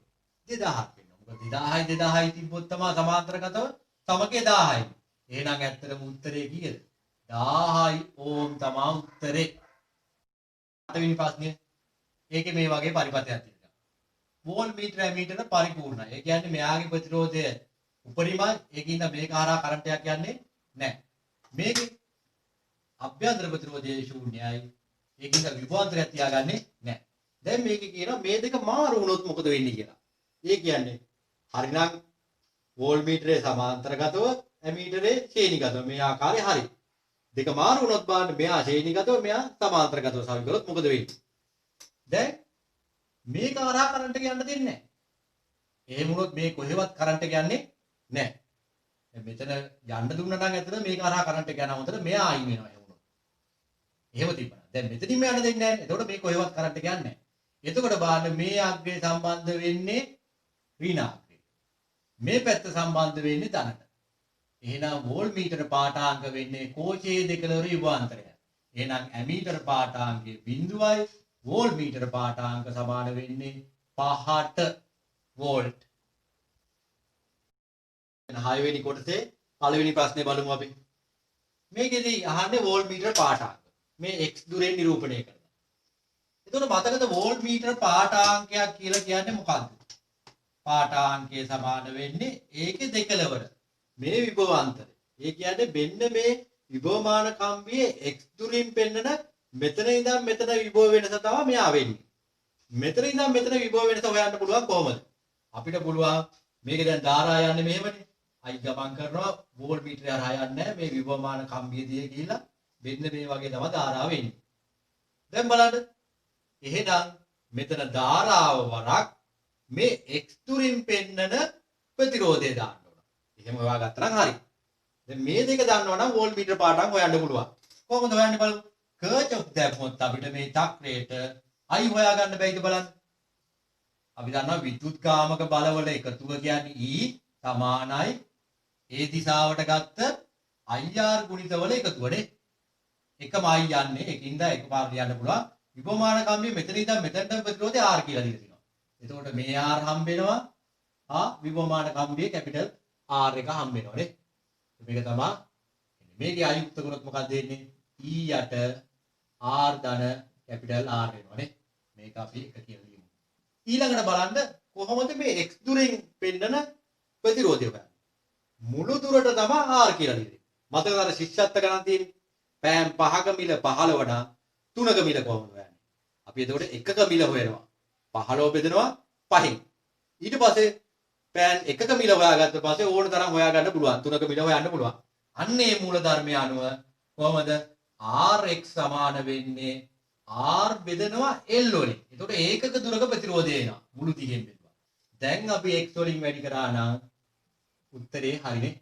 දැන් මේ දෙක මෙතනට ආදේශ කරමු. I වෙනුවට දාන්න පුළුවන් E යට R ධන R වැඩි කරන්න ඕන. මෙයා R ප්‍රතිරෝධය වෙනුවට දාන්න පුළුවන් R බෙදීම L වරක් x. මේක තමයි උත්තරේ. හයවෙනි එකේ මේ වගේ විභවමානයක් තියෙනවා. මේ විභවමාන කම්බිය මේ කාලයත් එක්ක විද්‍යුත්ගාම බලය අඩු වෙනවා කියලා කියනවා E වල. බලමු මොකද වෙන්නේ කියලා මේකේ. සම්තුලන දිගත් එක්ක කාලයත් එක්ක සම්තුලන දිග වෙනස් වෙන්නේ නැහැ. සම්තුලන දිග ගන්න අපි මේකේ ධාරාව බිඳුව වුණාමනේ. හැබැයි මේ පැත්තෙන් ධාරාව ওই ආකාරයට යනවා. දැන් බලන්න විභවමාන කම්බියේ මෙතන ඉඳන් මෙතන විභව බැස්ම හොයන්නේ k වරක් L නේ. එතකොට මෙයත් එක්ක සම්තුලන වෙනවා කියලා කියන්නේ v සමාන වෙනවා E නෝට්. මෙයා එකිනෙකට සමාන්තරගත ඉඳලා විභවමාන කම්බියේ විභවාන්තරය සමාන වෙනවා විද්‍යුත්ගාම බලයේ E නෝට් එකට. මේක තමයි ඉන්නේ. එතකොට E නෝට් නියතයි. දැන් බලමු k වරක් L. දැන් k වෙනස් වෙන්නේ කොහොමද කියලා බලමු මේ විද්‍යුත්ගාම බලයගේ. එතකොට E නෝට් එහෙම ලියුවා k වෙනකොට දාන්න පුළුවන් I ρ යට a. මේවා අපි ගත්ත සමීකරණ. ධාරාව මේකේ ගමන් කරන මේ කම්බියේ ප්‍රතිරෝධතාවය කම්බියේ පරස්පර වර්ගඵලය. වරක් L. දැන් බලන්න මේ E අඩු වෙනකොට මොකද වෙන්නේ බලමු. E සමාන වෙන්නේ කර්චොෆ් අපිට දාන්න පුළුවන් මෙයාගේ අභ්‍යන්තර ප්‍රතිරෝධය R නම් කම්බියේ ප්‍රතිරෝධය කැපිටල් R නම් I වරක් R ධන R කියලා කියන්න පුළුවන් නේ. බලන්න E කාලයත් එක්ක අඩු වෙනවා ධාරාව කාලයත් එක්ක අඩු වෙනවා. එතකොට I අඩු වෙනවා කාලයත් එක්ක. I අඩු වුණොත් මෙතන k මොකද වෙන්නේ? අඩු වෙනවා. k අඩු වුණොත් L කියන එක නම් මොකද වෙන්න ඕනේ? වැඩි වෙන්න ඕන. කාලයත් එක්ක එනම් k අඩු වෙනකොට L කියන එක නම් වැඩි වෙන්න ඕන. ආරම්භයේ L අගයක් තියෙනවා. එහෙනම් කාලය ගත වෙනකොට L වැඩි වෙනවා. මෙන්න මේ ආකාරයේ පස්තාලයක් තමයි එන්න ඕනේ. 8 වෙනි ප්‍රශ්නය. ඒකේ අහනවා මේ වගේ පරිපථයක වෝල්ට් මීටර පාඨ. ඒක මෙයාගේ පාඨාංග සමාන වෙන්නේ මෙතන විභවය අතර වෙනස කොහොමද? අග්‍ර අතර විභව වෙනසනේ. එහෙනම් අපි මෙතන විභවය හොයාගත්තා නම් හරි. බලමු අපි මේ ගණන් හදන්නේ කොහොමද කියලා. ධාරා යන්නේ මේ මාර්ගයේ විතරයි. මොකද ප්‍රතිරෝධ මේ වෝල්ට් මීටරයේ ප්‍රතිරෝධය තා විශාල ඉඳලා මෙහෙන් ධාරාව යන්නේ නැහැ කියලා අපි ගන්නෙ නේ. ඒතකොට මෙහෙම යනවා ධාරාව. ඒක අපි I කියලා ගත්තොත් එහෙම අපි කර්චොෆ් දැම්මොත් මේ I හොයා ගන්න පුළුවන්. 12 විද්‍යුත්ගාම බලය සමානයි IR ගුණිතවල එකතුව. එතකොට I වරක් 20යි I වරක් 30යි. එකපාර ලියන්න පුළුවන් 120යි කියලා නේ. එහෙනම් I කීයද එන්නේ? මේක සුළු කරාම වෙනවා 10න් එකක් කියලා නේ. 10න් එකක්. දැන් ඒකෙන් පුළුවන් අපිට මෙතන විභව වෙනස හොයා ගන්න. V1 කියන එක. V1 සමාන වෙන්නේ ඕම් නියමයට අනුව මොකද්ද? V සමානයි IR නේ දාන්න තියෙන්නේ. V1 සමානයි I කියන්නේ 1යට 10 වැඩි කරනවා 20. එතකොට කීයද එන්නේ? 2 වෝල්ට් එනවා නේ. එහෙනම් මෙයා 2 වෝල්ට් තිබ්බනම් මෙතන කීයද හිටින්නේ? මේ V2 කියන එක කරා හිටින්නේ කීයද? 12 2ක් ගියාම 10යි වෝල්ට් තමයි මෙතන හිටින්නේ නේ. හරි. දැන් බලමු අපි විභවය හොයන හැටි මේකේ. මේකෙදි අපි ගන්නවා එක ක්‍රමයක්. මෙතන විභවය බිඳුවයි කියලා හදමු. මොකද ඍණාග්‍රයේ විභවය බිඳුවයි කියලා ගමු. ඇත්තටම බිඳුවයි කියලා ගන්න පුළුවන් භූගත කරොත් විතරයි. නමුත් අපේ ගාන හදන්න පහසුවට බිඳුව ගන්න එක ලේසි. ඒක අත්ත කියලා ප්‍රශ්නයක් වෙන්නේ නැහැ. එහෙනම් මේකෙදි අපි විභේ බිඳුව නොඋනත් ඒ කියන්නේ භූගත කරේ නැති උනත් විභේ බිඳුවයි කියලා ගාන හදීමේ පහසුවට විතරයි ගන්නෙ. නැත්නම් මෙතන විභේ බිඳුව වෙන්නේ නැහැ. බිඳුව වෙන්න නම් භූගත කරන්න ඕන නේ. ඍණාග්‍රයට වඩා ධනාග්‍රය 12කින් වැඩි කියන එක නේද මේ කියන්නේ. එහෙනම් මේ පැත්තේ තියෙන්නේ 12යි වෝල්ට් වලනේ. එහෙනම් මෙතනට එනකන් 12යි වෝල්ට් නේද තියෙන්නේ. මෙතනට එනකන් එහෙනම් 12යි වෝල්ට්. 12ට වඩා මේ පැත්ත කීයක් වැඩි වෙන්න ඕන? ඍණාග්‍රයට වඩා ධනාග්‍රය දෙකකින් වැඩි වෙන නිසා මේ පැත්ත 14යි වෝල්ට් වල තියෙන්නේ. එහෙනම් මේ අග්‍රය තියෙන්නේ 14යි වෝල්ට් වල. දැන් බලන්න 12යි වෝල්ට් ආවට පස්සේ ධාරා යන්නේ මේ පැත්තටනේ. එහෙනම් V1 වලින් බැස්මක් හිටින්නේ මෙතන. බැස්ම හිටින්නේ 2යි වෝල්ට් වලින් නේද? දෙකකින් බහිනවා. එහෙනම් 12න් දෙකක් අඩු වුණාට පස්සේ මේ පැත්තේ තියෙන්නේ කීයද? 10යි වෝල්ට් වල. දැන් පේනවනේ මෙයා 10යි මෙයා 14යි නම් වෙනස කීයද? 14න් 10ක් ගියාම වෝල් මීටර පාඨාංග කියන්නේ 4යි වෝල්ට්. ඔන්න ඔය විදියට අපිට හදන්න පුළුවන්. ප්‍රශ්නේ බලමු අපි. මේ වගේ විභවමානයක් තියෙනවා. මේ ධාරාව සපයන කෝෂයේ විද්‍යුත් ගාම බල E කියලා දෙනවා. එයාගේ අභ්‍යන්තර ප්‍රතිරෝධය බිඳුවයි. සම්මත කෝෂයේ E නෝට් එක L දිග සන්තුලන වෙනවා. සන්තුලන වෙනවා කියන්නේ මෙයාගේ පාඨාංගේ බිඳුව වෙනකොට දිග තමයි මේ දිග තියෙන්නේ. විභවමාන කම්බියේ මෙතන ඉඳන් මෙතනට ප්‍රතිරෝධය තමයි R1 කියලා අපි ගමු. මේ R1 ගේ උත්තරේ තමයි අහන්නේ කීයද කියලා. දැන් බලමු අපි මේක ඊළඟට තව කතාවක් මේක කියනවා මේ කෝෂයට ශ්‍රේණිගතව R කියලා ප්‍රතිරෝධයක් සම්බන්ධ කරාම අර සන්තුලන දිගමයත් එක්ක 2L වුණා කියලා කියනවා. දැන් බලමු අපි සමීකරණ ලියන්න. මේකේ සන්තුලන වෙනවා කියලා කියන්නේ මේ විභව බැස්මයි විභවමාන කම්බියේ විභව බැස්මයි සමානයි. එහෙනම් E නෝට් සමානයි K1 වරක් L. මොකද විභවමාන කම්බියේ විභව බැස්ම සමාන වෙන්නේ K වරක් L ටනේ. එතකොට ඒ විභවය E නෝට්ට සමාන වුණා. මේකේ K සමාන වෙනවා E නෝට් බෙදීම L 1. මේකේ බලන්න මේ විභව බැස්ම සමාන වෙන්නේ ඒකේ මේ 2L දුරෙන් පෙන්නන විභව බැස්මට. ඒකටත් මේක දැම්මහම E නෝට් සමානයි මේකේ විභව බැස්ම K වරක් K2 වරක් 2L. මොකද මෙතන ධාරාව එහෙම වෙනස් වෙන හින්දා මේකේම නෙමෙයි මෙතන තියෙන්නේ. K වෙනස් වෙනවා. ඒකක දුරක විභවයනේ අපි K කියලා ගත්තනේ. K වෙනස් වෙනවා. දැන් K2 සමාන වෙනවා මේකේ E නෝට් බෙදීම L බෙදීම දෙකක් වෙනවා. දැන් බලන්න මේ E නෝට් බෙදීම L වෙනකොට අපිට දාන්න පුළුවන් මොකද්ද මෙතන? K1 දාන්න පුළුවන්. එහෙනම් K1 බෙදීම 2 සමානයි K2 දෙක හරස් ගුණ කරාම K1 සමානයි 2යි K2. මොකද්ද මේ ඒකක දුරක විභවය කියන්නේ මොකද්ද කියලා බලමු. ඒ කියන්නේ K. K සමාන වෙන්නේ ධාරාව වරක් මේ කියන ධාරාව වරක් කම්බියේ ප්‍රතිරෝධතාවය වරක් කම්බියේ හරස්කඩ වර්ගඵලය. ඔන්න ඕක තමයි ඒකක දුරක විභවයේ අර්ථය. තියෙන්නේ ඇතුලේ. දැන් බලමු මේකට දැම්මොත් එහෙම මොකද වෙන්නේ කියලා අපි K1 වෙනවට දාන්න පුළුවන් මේකේ විස්තරය. එතකොට ගමන් කරන්නේ I1 නේ මේක තමයි දාන්නේ. ඒ කම්බියමයි ρ හරස්කඩ වර්ගඵලයක් වෙනස් වෙන්නේ නැහැ නේ. මේකට දැම්මොත් ඒ කම්බියමයි දෙවරක් හැබැයි ධාරාව වෙනස් වෙනවා I2 දක්වා. එහෙනම් I2 ඒ කම්බියමයි ρ ඒ හරස්කඩ වර්ගඵලයයි ඒව කම්බියෙම ඉන්න. ඒ වගේ අපිට ගියන්න පස්සේ I1 එනවා මොකද්ද? 2යි I2. දැන් පුළුවන් අපි ධාරා අතර සම්බන්ධයක් ගන්න ඉඳන් මේකට කර්චොප් දාම් බලන්න.